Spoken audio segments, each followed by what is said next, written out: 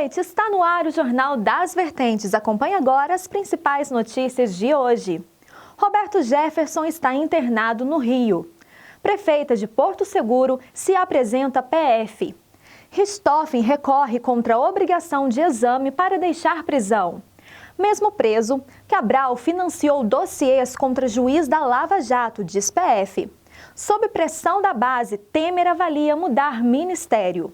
William Vac é acusado de racismo em vídeo vazado, coisa de preto. Doutora Dulce esteve em nossos estúdios para falar do poder da CPI. Morte à luz do dia. Acompanhe com exclusividade na TV Vertentes. Roberto Jefferson está internado no Rio. O deputado cassado e atual presidente do PTB, Roberto Jefferson, está internado desde a última terça-feira, dia 7, no Hospital Samaritano em Botafogo, na zona sul do Rio de Janeiro, com um quadro de colangite, a inflamação de dutos na vesícula biliar. O problema seria recorrente do histórico médico do ex-deputado, que já foi submetido a uma cirurgia para a retirada de um câncer no pâncreas. De acordo com os parentes de Jefferson, ele está medicado e passa bem. A previsão é de que tenha alta na quinta-feira, dia 9.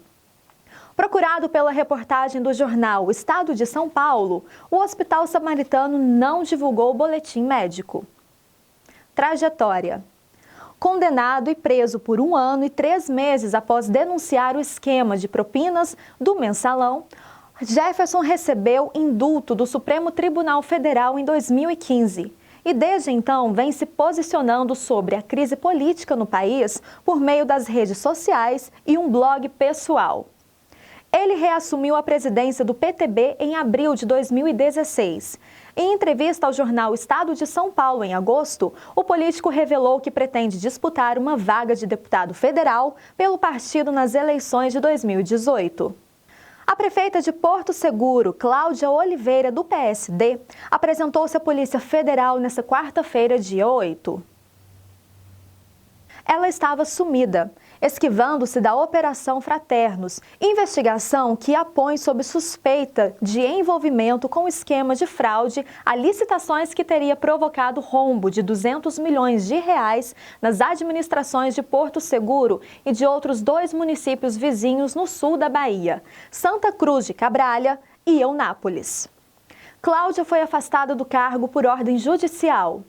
Ela era alvo de mandado de condução coercitiva, mas os agentes federais não a localizaram na terça-feira, dia 7.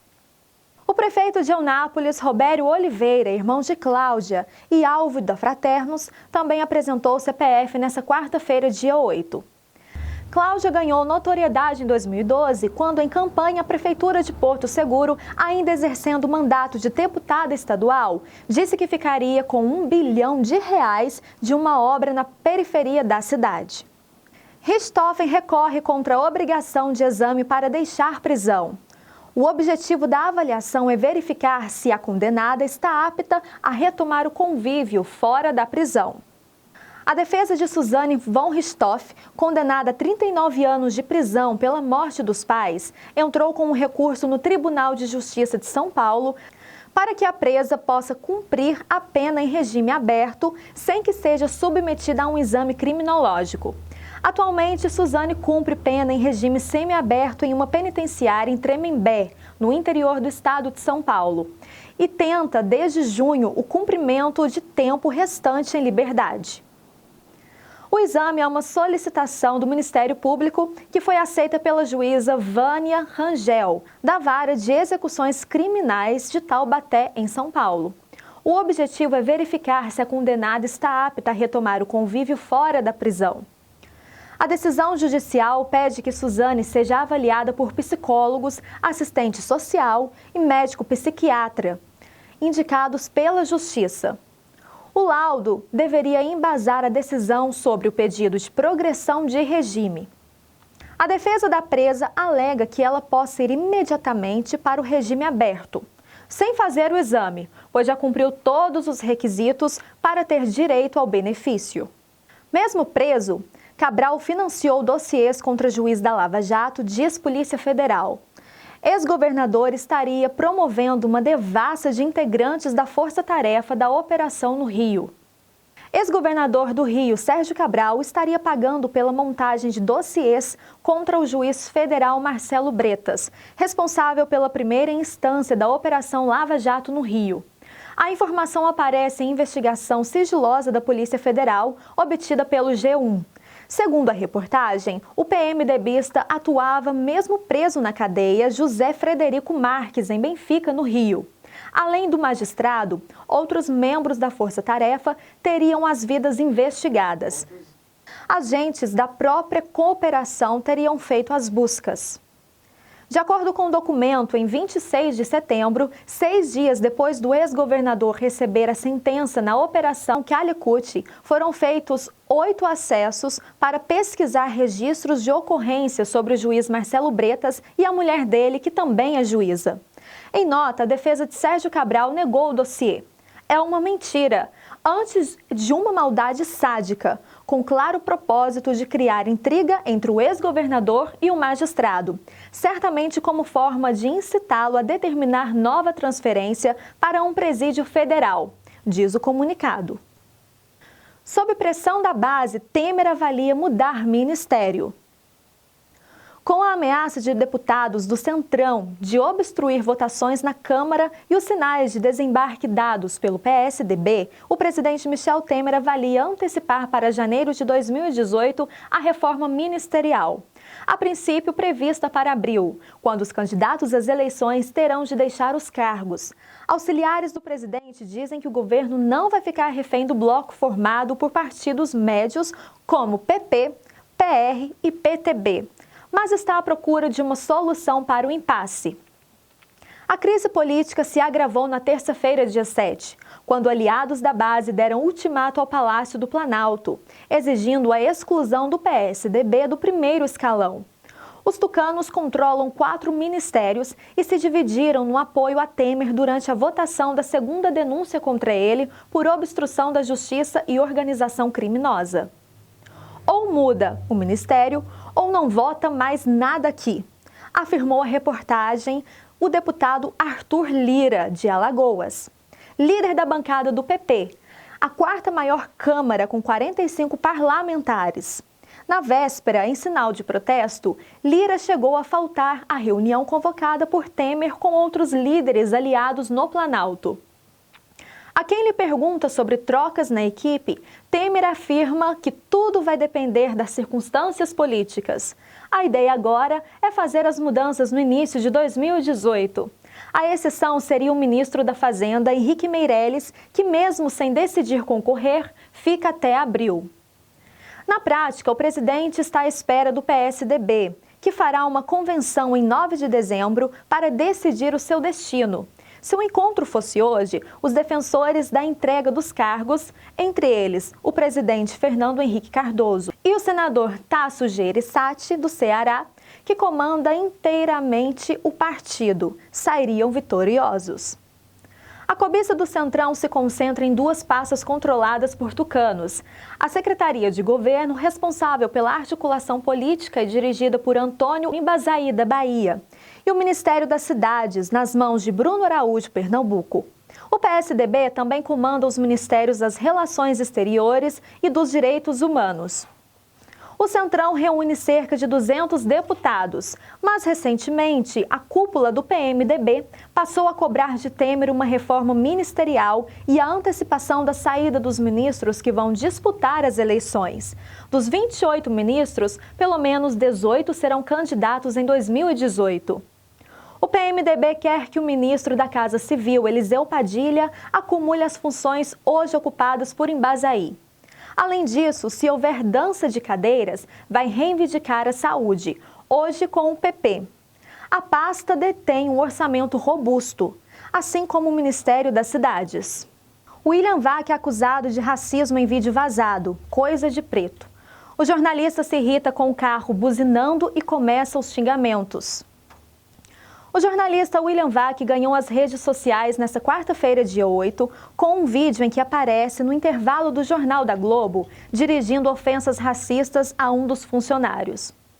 No vídeo, Vá que está à frente da Casa Branca, nos Estados Unidos, ao lado de um comentarista, quando o carro começa a buzinar na rua. Supostamente, sem saber que era gravado, o jornalista se irrita e começa a xingar. Tá buzinando porque seu... Não vou nem falar, porque eu sei quem é. É o preto, é coisa de preto. Diz o âncora da Globo, rindo para o homem ao lado. Doutora Dulce esteve em nossos estúdios para falar do poder da CPI. Vamos acompanhar. Ontem nós convidamos a doutora Dulce, ela estava em Belo Horizonte e agora a gente está contando aqui com a presença dela. Queria te agradecer por ter prontificado a vir aqui na TV Vertentes. Doutora Dulce, a gente queria assim, uma informação técnica da senhora sobre a CPI. A CPI está instaurada e agora quais são os procedimentos, doutora Dulce? Boa tarde a todos que nos assistem. Eu é que agradeço, Lucas, o convite. Gostaria de te parabenizar pelo trabalho que você vem executando dentro da nossa cidade, um trabalho limpo, um trabalho transparente, que faz a diferença na mídia de forma geral. Bom, eu recebi a notícia acerca da instauração da CPI da nossa Câmara Legislativa, através de você, e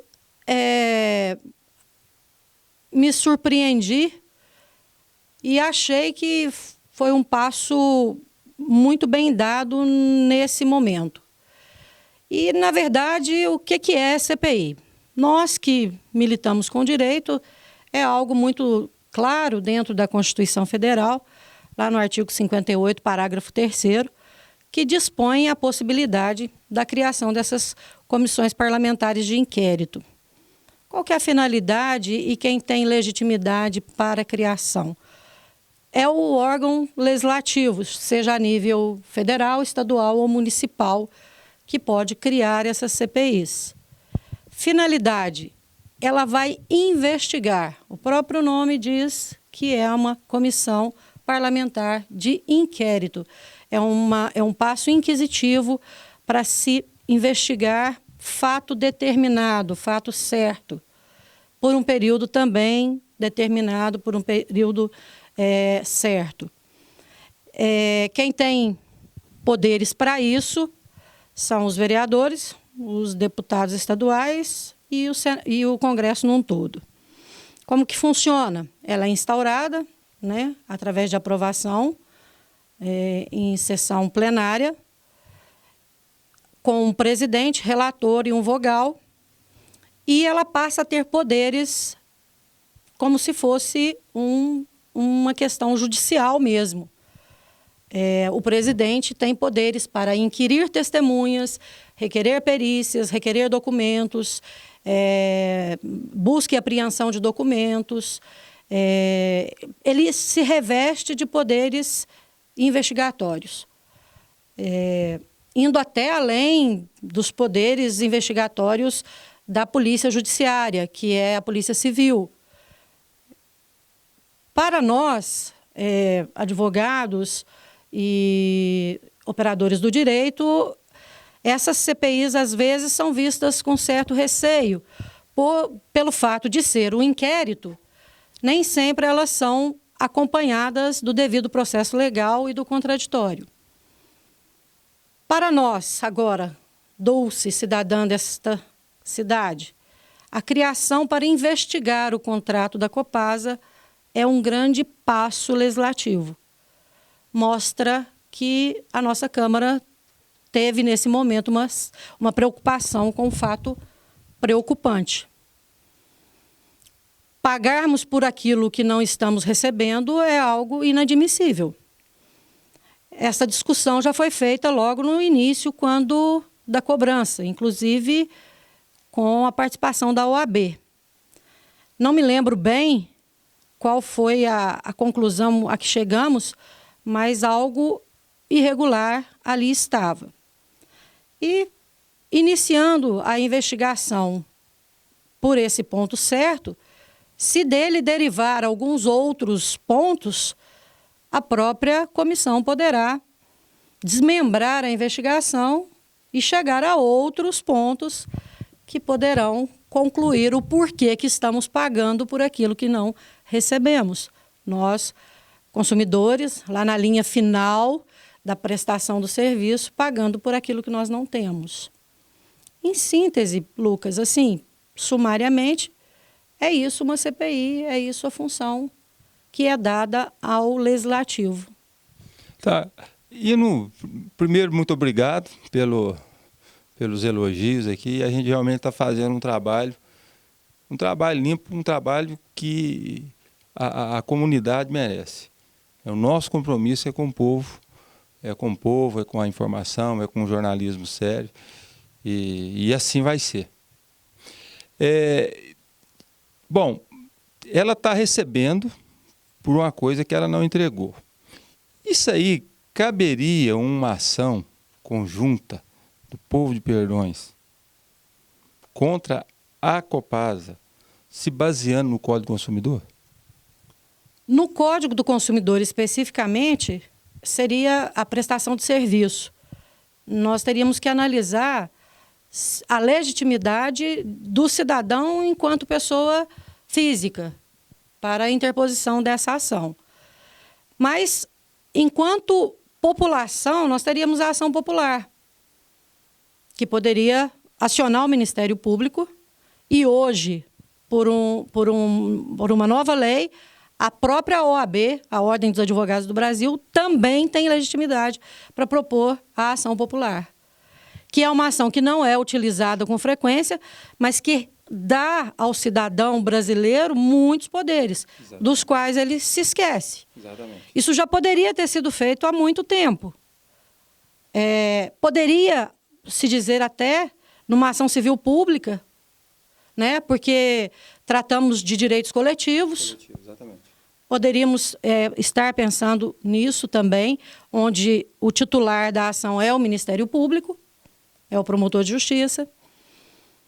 Mas tudo isso deve ser analisado à luz do convênio que foi feito, que, nesse momento, eu lhe confesso, não tenho o domínio total dele. Certo.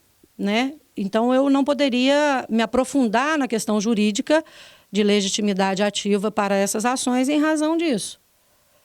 Posso até me comprometer com você de estudar o convênio e de ver se há uma outra possibilidade. Mas eu penso, Lucas, que nós demos um grande passo.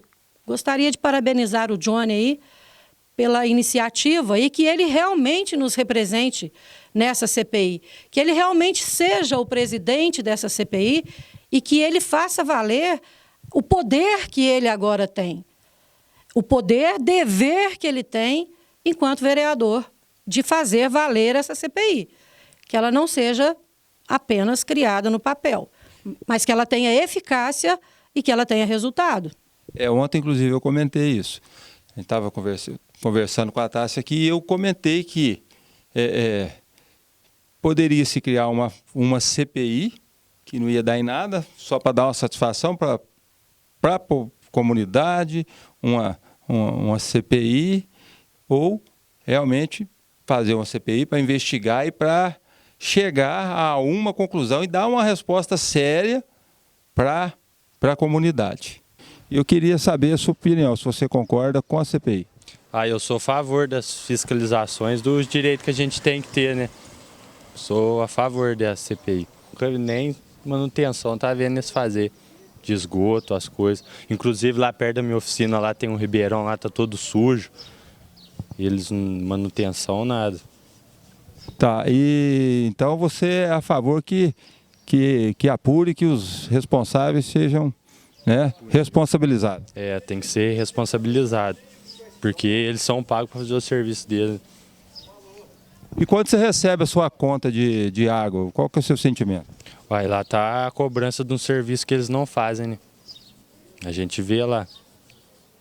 É um valor absurdo pelo serviço que não faz. Aí tem o ribeirão lá tudo sujo, tudo quando chove, de vez em quando dá enchente. Nós estamos aqui em frente à peixaria do Kennedy e nós vamos conversar com ele aqui. Kennedy, você está sabendo aí da CPI da Copasa? Tô sabendo sim, ué. Tô sabendo, e tanto é que eles prometem uma coisa pra gente e não cumpre nada, a gente tá pagando aí a rede de esgoto. E uma coisa que não foi feita, né? Tá pagando por isso e tem que estar arrumando isso aí. Eu sou contra. Ô Glícia, você é a favor ou contra a CPI da Copasa? Eu sou a favor, E por que, Glícia? porque já tem 7 anos e a obra não foi concluída E a conta vem todo mês? todo mês, infelizmente. Ana Carolina, você é a favor ou contra a CPI da Copasa? Sou a favor. E por quê? Porque eles estão cobrando a taxa e eles não estão fazendo. E já tem 7 anos. Eu até entendo que não, pelo que eu conheço do Johnny, não é da índole dele criar um artifício.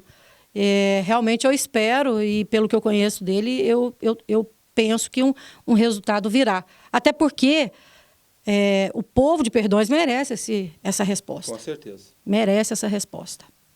Eu não disse que ele ia fazer isso, mas eu disse que, assim, para você ver que a CPI da Petrobras, ela não deu em nada. E você viu depois o desmembramento das investigações aonde que ela chegou. Mas, assim, a gente espera, e eu também estou muito confiante que o dinheiro público é uma coisa muito sagrada, né, doutora Dulce? E ele tem que ser tratado com mais respeito, com mais cuidado. Porque o político realmente, ele não paga pelo prejuízo. Quem paga sempre é a comunidade, sempre é a população. Chega disso, né? Chega disso. Nós estamos vivenciando uma era, né? As pessoas às vezes me questionam por que você está dizendo era. Porque é uma era de modificação de conceitos sociais, de conceitos morais, principalmente, e não podemos continuar na mesmice. Não podemos continuar sendo servos da política pública. Não podemos. É isso aí. Então, doutora Dulce, fica aqui o nosso agradecimento. Eu vou pedir, então, para que a senhora estude esse contrato e que a gente possa analisar ele, mostrar para a população o que foi feito, como é que não foi, para que a população tenha uma resposta. Aos membros da CPI, a TV Vertente está à disposição para qualquer informação, para vocês dar qualquer esclarecimento para a sociedade. E eu também queria agradecer ao Jonathan pela iniciativa dele de propor essa CPI. Agora só fica as suas considerações finais. Olha, é só agradecer essa oportunidade, né? Eu realmente ontem não pude te atender, porque eu estava fora de Perdões. E dizer a minha cidade, eu já falei isso, né? Que eu sou perdõense por nascimento e por preferência. Perdões merece mais do que ela tem. E eu acredito que isso vai acontecer. Então é isso aí. Ô Tássia, agora é com você. Daniel Silva é assassinado. Acompanhe com exclusividade as primeiras informações da polícia e a entrevista com o pai da vítima. Aqui está a bicicleta, está aqui o chinelo. Parece que o Daniel foi abordado aqui. E se a gente seguir aqui mais para frente, vem, Ricardo. Aqui já começam algumas gotas de sangue, ó.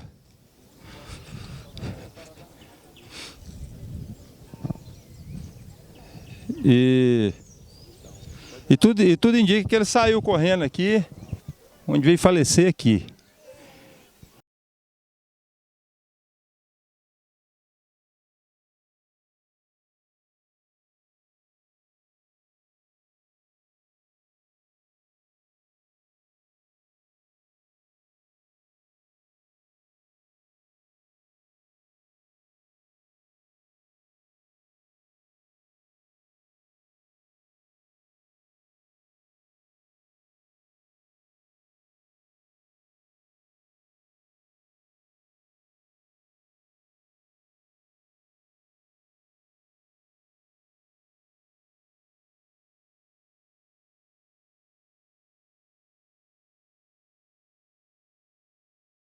Qual que é o nome do senhor? O nome meu é Jorge Ulisses Silva. Seu Jorge, o senhor é o pai do Daniel. Eu sou o pai do Daniel. Pai do Daniel. E, seguinte, o caso é o seguinte, que ele dava as voltinhas dele aí, batia o papo com os amigos dele aí, mas sempre voltava para dentro de casa, estava dentro de casa, porque estava desempregado nesse meio tempo, né? Então, ele estava aguardando aí um acerto dele ainda, que ele tinha para receber da firma, do lugar que ele trabalhou. E o mais ele estava, coitado, mesmo assim, por casa. Agora, hoje é que ele, assim, sempre saía um bocadinho, mas voltava rápido. Agora é que ele acabou de tomar um café lá em casa e bateu um papo com nós lá. E tem um cunhado meu que mora lá, que estava conversando comigo, aliás, desculpe. E aí ele falou um negócio do jogo. Tied, o jogo lá tá feio. Aí, tá. E daí ele saiu, falou, vou dar uma voltinha. Montou na bicicleta dele e veio para frente aqui, como de costume. É o de costume dele. Aí quando vê, eu vi uns tiros, eu escutei, falei que lá deve ser uns tiros, parece um traque, mas é tiro. Depois, quando aí a pouco a menina chegou, chamou meu cunhado, conversou com ele lá, depois meu cunhado veio, falou para mim, falou, felizmente, eles deram uns tiros, pegou no Daniel. No meio ele estava parado na ponte ali, junto com os outros 3 companheiros, estava com 3 companheiros perto dele. E aí pronto, nós vinha assim, a gente vinha aqui, ele estava aí, já morto. Vamos chegar um pouquinho para cá, porque o carro da funerária acabou de chegar. Então, aí... Mas o senhor sabia se tinha alguma desavença? Ah, não, isso não. Desavença assim com os outros, ele não tinha, assim, de encrenca, confusão, essas coisas. Não, com os outros não. Ele não tinha não. A não ser que eu só for, mas quase não saí. Quando eu saí para trabalhar, nunca fez desavença nenhuma, né? Ele é humilde, um rapaz até humilde. E sempre conversar com ele dentro de casa lá e falar, não, pai, pode estar tranquilo, eu fumo aí minha mãe, mas assim, uma maconhinha, pouquinho, lá uma vez ou outra, só mesmo assim eu não sou disso não. E só, não tinha não, esse problema com os outros aí não tinha não, que eu saiba não. E o que o senhor espera agora? Agora espero agora, felizmente, é o seguinte, é Deus que tenha uma compaixão, né? Dá a gente uma felicidade pra gente conseguir a vida para frente, criar os outros, acabar de acompanhar os outros. Isso aí Deus já levou, né? O que eu posso fazer? Aí eu não posso fazer mais nada. Só Deus mesmo que tem a piedade da gente, né? Aí quando a gente pôde fazer, a gente fez, né? Sempre a gente explicou, todos os meus filhos, por que meu pai me explicou para mim. Porque antigamente o meu pai, que eu fui criado sem pai. E meu pai era o meu padrasto. Meu padrasto sentava comigo e explicava tudo, meu filho. A vida é assim, assim, assim, assim, assim. E você vai ter uma família, você vai explicar para os seus filhos. O mesmo que eu estou explicando. O que ele passou para mim, eu expliquei para todos eles. Os outros estamos aí, ele mesmo sabia disso. Como é que a gente chegava perto das pessoas, com quem o caminho que a gente andava, com aqueles companheiros que a gente anda, com quem a gente fala. Isso eu expliquei tudo para eles. E assim, e é só. A TV Vertentes fez a cobertura exclusiva e agora nós estamos com o doutor Tiago. Doutor Tiago, quais são as informações preliminares? Bom, primeiramente, boa tarde, né? Já passou do meio-dia. Nós estamos aí diante de um homicídio, né? Perpetrado com disparo de arma de fogo. A princípio, esse indivíduo, Daniel, estaria com outro grupo de pessoas que são relacionadas ao tráfico de drogas na cidade, né? E teria sido alvejado em meio a um conflito entre esses traficantes que o acompanhavam e outras pessoas rivais. Então, a gente trabalha com a possibilidade de terem, a gente chama de errado a pessoa, né? Ele parece que se precipitou, os indivíduos chegaram numa motocicleta, né? Tentaram efetuar um disparo, o primeiro disparo parece que não percutiu e não deflagrou, né? Não teve êxito no primeiro disparo. O Daniel, assustado, correu e esse indivíduo passou a disparar em direção a ele, ao invés de disparar no indivíduo que ele tinha como alvo primário. É a primeira linha de investigação, óbvio que nós vamos procurar por outras, né? Creio que hoje a gente espera um pouco a movimentação acabar aqui para poder verificar se a gente tem testemunhas. Com certeza teremos êxito aí a apurar mais essa autoria desse delito. Então o rapaz pode ter morrido aí de graça. Exatamente. Infelizmente, né, esse pessoal, o bandido atira sem compromisso, né? Ele não atira... Para ele, tanto faz se ele acertou quem ele queria acertar ou se ele acerta um cidadão que não tem nada a ver. Ele não tem nenhum tipo de responsabilidade com relação aos disparos de arma de fogo que ele faz. Acertou, acertou, não acertou, não acertou. Para ele tanto faz quanto tanto fez, ele retorna outra vez, talvez, para pegar quem ele realmente queria matar. Então, e Perdões já estava assim, bastante tempo sem nenhum homicídio, né? Nós tivemos uma redução sensível na taxa de criminalidade da cidade. Inclusive, ficamos aí quase um ano sem homicídios. Ficamos aí também um grande período sem roubos à mão armada, né? Infelizmente, parece que vai se aproximando ao final do ano, a gente começa a ter um incremento da criminalidade violenta, né? Semana passada foram registrados aí 3 roubos à mão armada e agora, infelizmente, um homicídio aí para sujar a nosso índice de criminalidade que andava tão baixo. Mudando um pouco de assunto, agora a gente vai falar diretamente com o Rafael. Rafael, e aí, o Jô foi condenado, e agora? Boa noite a você que acompanha o Jornal das Vertentes aqui na TV Vertentes. Olha, Corinthians, hein? Tô aqui para dar uma notícia rapidão aí do Corinthians. O Jô foi suspenso um jogo depois da rutinada que deu aí no zagueiro da Ponte Preta. Foi suspenso pelo STJD no artigo 254. Vai pegar um jogo de gancho, um jogo de suspensão. O Corinthians aí pode perder o Jô nas próximas partidas. Pode ser que o Corinthians entre aí com efeito suspensivo para tentar jogar esse jogo mais para frente. Mas acredito eu que, na minha opinião, ele deve cumprir no próximo jogo já, porque os próximos jogos agora já são decisões, né? Então, Rafael Oliveira, direto no Jornal das Vertentes, falando aí da suspensão do Jô pelo STJD. Então não tem obra lá no Retiro, então eles nem iniciaram. Então amanhã nós vamos lá, né? Vamos lá cobrir para ver. Então, e lá cobra também, então? Cobra. A situação é mais grave do que a gente pensa. Eu que agradeço e as suas informações eu tenho certeza que serão muito bem aproveitadas pela população. Agora, com você aí, né, Tassi? Bom, obrigada pela participação de vocês dois. Sempre que quiser, TV Vertentes está aberta. As portas estão abertas para vocês, tá bom? E o Jornal das Vertentes fica por aqui. Uma boa noite para você e até amanhã.